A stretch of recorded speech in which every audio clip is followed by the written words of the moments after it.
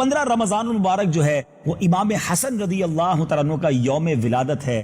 جی ہاں، نبی پاک علیہ الصلوۃ والسلام کے مبارک نواسے، میرے آقا کے مہکتے پھول، جنتی نوجوانوں کے سردار مولا علی کرم اللہ تعالیٰ وجہ الکریم کے جگر کے ٹکڑے، آپ کے بڑے صاحبزادے امام حسن رضی اللہ تعالیٰ عنہ کی آج بات ہوگی۔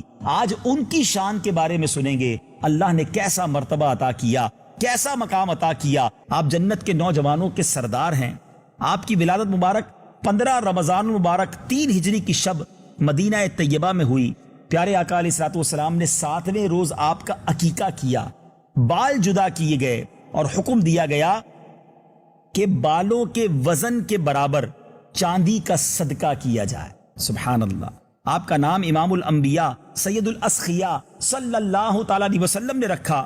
مکمل واقعہ کچھ یوں ہے کہ حضرت سیدتنا اسماء بنت عمیس رضی اللہ تعالیٰ عنہا نے بارگاہ رسالت میں حضرت امام حسن کی ولادت کی خوشخبری پہنچائی تو پیارے آقا علیہ الصلوۃ والسلام تشریف لائے اور فرمایا کہ اسماء میرے فرزند کو لاؤ۔ حضرت اسماء نے امام حسن کو ایک کپڑے میں لپیٹ کر نبی پاک علیہ الصلوۃ والسلام کی خدمت میں حاضر کیا۔ ذرا غور سے سنیے امام حسن کا مرتبہ کیا ہے۔